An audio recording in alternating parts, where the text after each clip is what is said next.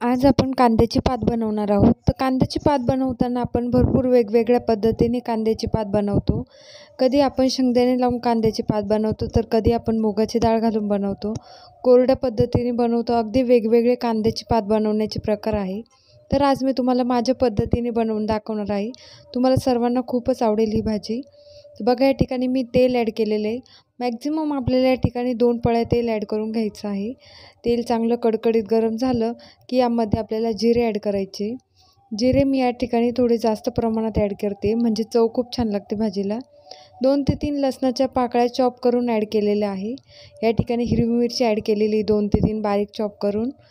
या ठिकाणी तुम्ही आवडीनुसार तिखट कमी जास्त करू शकता. तर बघा, या ठिकाणी लसूण आणि मिरची मी चांगली तेलामध्ये परतून घेतलेली आहे. तर कांद्याची पात मी या ठिकाणी स्वच्छ धुवून घेतली होती, बारीक कापून घेतली होती. बघा, या ठिकाणी तर ॲड केलेली आहे सर्व कांद्याची पात मी या ठिकाणी. तर सर्व भाजी आपल्याला चांगली मिक्स करून घ्यायची आहे मसाल्यामध्ये. चांगले सर्व बाजूने आपल्याला तेल मसाला लागला पाहिजे. त्या ठिकाणी भाजी परतून झाल्यानंतर आपल्याला चवीनुसार मीठ ॲड करायचे. तर मीठ ॲड करताना आपल्याला या ठिकाणी अगदी थोडं ॲड करायचं, म्हणजे काय होतं की तुम्हाला ही भाजी जरी आता जास्त दिसत असेल तर ही नंतर कमी होऊन जाते.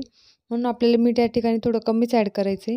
मुगाची डाळ मी या ठिकाणी भिजत घातली होती 2 ते 3 तासासाठी. डाळ चांगली भिजलेली आहे. तर बघा, आपल्याला या ठिकाणी आता डाळ ॲड करायची आहे. तर डाळीतलं सर्व पाणी मी काढून घेतलेलं आहे आणि डाळ ॲड करून घेतलेली आहे. डाळ छान भिजलेली असली तर लवकर शिजते, त्यामुळे मी या ठिकाणी डाळ भिजवून घेतलेली होती डाळ. तर बघा, या ठिकाणी डाळ ॲड करून घेतलेली आहे.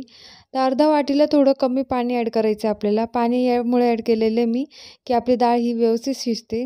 नाहीतर कांद्याच्या पातीला ऑलरेडी खूप पाणी सुटतं, त्याच्यामुळे भाजी शिजून जाते. पण आपण डाळ ॲड केलेली आहे म्हणून मी या ठिकाणी पाणी ॲड केलं. अगदी थोडंच ॲड करायचं, जास्त ॲड करायचं नाही आपल्याला.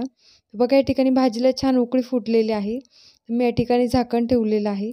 आपल्याला मॅक्झिमम 5 ते 10 मिनटं झाकण ठेवायचं आहे, जास्त वेळ ठेवायचं नाही. तर बघा, या ठिकाणी 5 ते 10 मिनटं पूर्ण झालेली आहेत. तर आपण याचं झाकण काढूयात. बघू शकता तुम्ही या ठिकाणी भाजीचा कलर हा पूर्णपणे चेंज झालेला आहे. आणि आपण आता भाजी या ठिकाणी आपली शिजलेली असते, पण डाळ या ठिकाणी शिजलेली नाही आहे की नाही ते आपल्याला आता बघायचं आहे. तर बघा, या ठिकाणी डाळ अजूनही पूर्णपणे शिजलेली नाही आहे आणि डाळ शिजत नाही तोपर्यंत भाजीला चव येत नाही. त्यामुळे आपण अजून 5 मिनटासाठी झाकण ठेवत आहोत. मॅक्झिमम ही भाजी पूर्ण तयार व्हायला या ठिकाणी 15 ते 20 मिनटं पूर्ण लागतात. भाजी खूप छान तयार होते. 5 ते 10 मिनटं या ठिकाणी पूर्ण झालेले आहेत. तर मी आता या ठिकाणी झाकण काढते. बघा, या ठिकाणी मस्त भाजी झालेली आहे. कलर पण खूपच मस्त आलेला आहे. आणि या ठिकाणी डाळ जी आहे आपली ती पण खूप छान शिजली गेलेली आहे. आणि भाजी चांगली एकजीव झालेली आहे डाळीमध्ये. तर तुम्ही भाजीचा कलर बघू शकता. या ठिकाणी जेव्हा आपण भाजी ॲड केली होती तेव्हाचा कलर आणि आत्ताचा कलर पूर्ण चेंज झालेला आहे या ठिकाणी. आणि आपल्याला ही भाजी थोडीशी लसलशीतच ठेवायची आहे, जास्त कोरडी पण करायची नाही, नाहीतर भाजीची चव निघून जाते.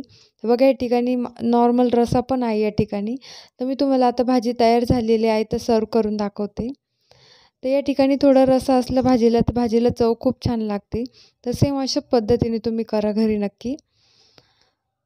तर या ठिकाणी मी तुम्हाला भाजी सर्व करून दाखवलेली आहे. तुम्हाला भाजी कशी वाटली हे मला कमेंट बॉक्समध्ये नक्की कळवा.